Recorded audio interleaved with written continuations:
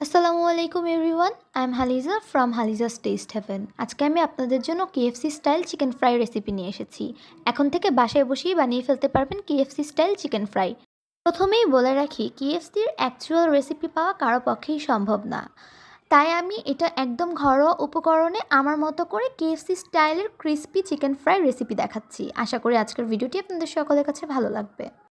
KFC style fried chicken তৈরি করার জন্য প্রথমে এখানে আমি বাটার মিল্ক তৈরি করে নিচ্ছি। এরপর এখানে চিকেনগুলো দিয়ে দিব। বাটার মিল্ক আপনারা যে কোনো দোকানেই কিনতে পাবেন, আর যদি কিনতে না পান তাহলে কোনো অসুবিধা নেই। এখানে টক দই নিয়ে নেবেন 2 টেবিল চামচ, সাথে পানি দিয়ে দিবেন। আমি সাথে একটু লবণও দিয়ে দিয়েছি, এতে করে চিকেনের ভেতর পর্যন্ত লবণটা ঢুকে যাবে।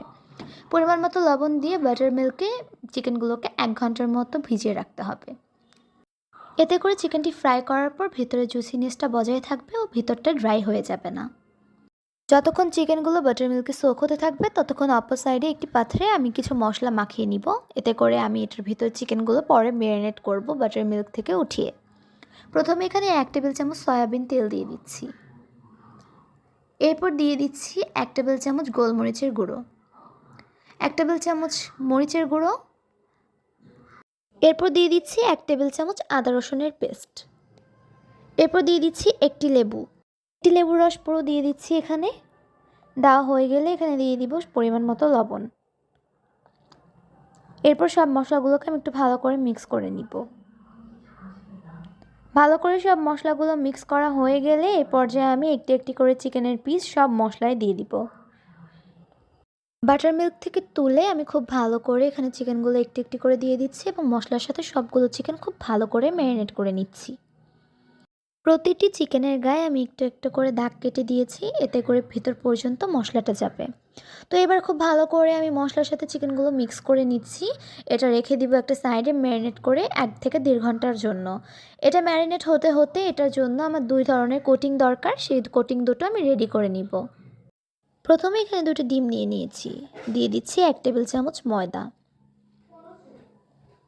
এরপর এখানে দিয়ে দিচ্ছি 1 চা চামচ গোলমরিচের গুঁড়া, 1 চা চামচ মরিচের গুঁড়া, পরিমাণ মতো লবণ দিয়ে সব কিছু ভালো করে ডিমের সাথে মিক্স করে নিব। ডিমটা একটা সাইডে রেখে অপর সাইডে আরেকটি কোটিংয়ের জন্য আমি এখানে 300 গ্রাম ময়দা নিয়ে নিয়েছি। সাথে নিয়ে নিয়েছি 100 গ্রাম কর্নফ্লাওয়ার। এখানে দিয়ে দিচ্ছি 1 চা চামচের মতো মরিচের গুঁড়ো, 1 চা চামচ গোলমরিচের গুঁড়ো, 1 চা চামচের মতো আদা রসুন পেস্ট। এবার সব কিছু ভালো করে মিক্স করে নিব ময়দার সাথে। আচ্ছা, এবার বলি একটা আসল টিপস, যেটা চিকেনগুলো ফ্রাই করার পরে উপরের লেয়ারটা খুব এবড়ো থেবড়ো থাকে। সেই টেক্সচারটা আনার জন্য ময়দাটা মাখানো হয়ে গেলে হাতের মাধ্যমে একটু ঠান্ডা পানি নিয়ে এটা ছিটিয়ে দিবেন। এরপর হাতের সাহায্যে বা চামচের সাহায্যে একটু ময়দাটা নেড়ে নেবেন। এরপর দিয়ে দিচ্ছি 1/2 চা চামচের মতো বেকিং পাউডার। এবার সব কিছু একটু ভালো করে মেখে নিব, মেখে একটা সাইডে রাখবো। ফিরে আসলাম 1.5 ঘন্টা পর। এবার আমি ম্যারিনেট করা চিকেনটাকে ফার্স্টে ডিমের কোটিং করে নিব।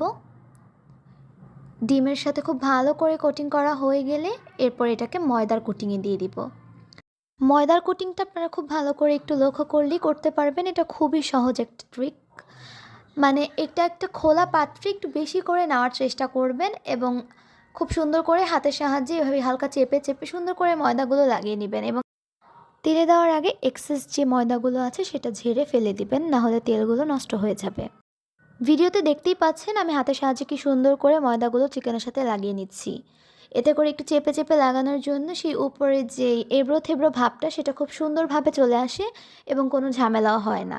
এবং এটা একটু ঝেড়ে তারপর তেলে দেওয়ার কারণে এটার এক্সেস ময়দার জন্য তেলটাও নষ্ট হয় না, চিকেনের শেপটাও খুব সুন্দর আসে। করা হয়ে যাওয়ার পর এবার আমি গরম তেলে চিকেন ফ্রাইটা দিয়ে দিচ্ছি।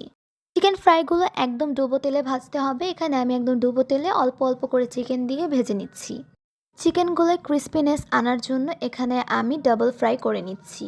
প্রথমে একবার ভেজে চিকেনগুলোকে উঠিয়ে রেখে প্রপারলি চিকেনগুলোকে ঠান্ডা করে আরও একবার চিকেনগুলোকে ডিপ ফ্রাই করে নিতে হবে, তাহলেই চিকেনের ভেতর অনেক সুন্দর একটা ক্রিস্পিনেস চলে আসবে। তো এবার খুব সুন্দর করে সব চিকেনগুলো আমি উল্টে পুল্টে ভেজে নিচ্ছি। এবার দেখেন আমি সার্ভ করে নিয়েছি। মনে হচ্ছে না বাইরে থেকে কেনা চিকেন ফ্রাই? আশা করি আজকের ভিডিওটি আপনাদের সকলের কাছে ভালো লাগবে। ভালো লাগলে আমার চ্যানেলটি লাইক, ফলো, সাবস্ক্রাইব করে আমার সাথেই থাকবেন। এতক্ষণ ধরে আমার ভিডিওটি দেখার জন্য অসংখ্য ধন্যবাদ। দেখা হবে নেক্সট কোনো ভিডিওতে। আল্লাহ হাফেজ।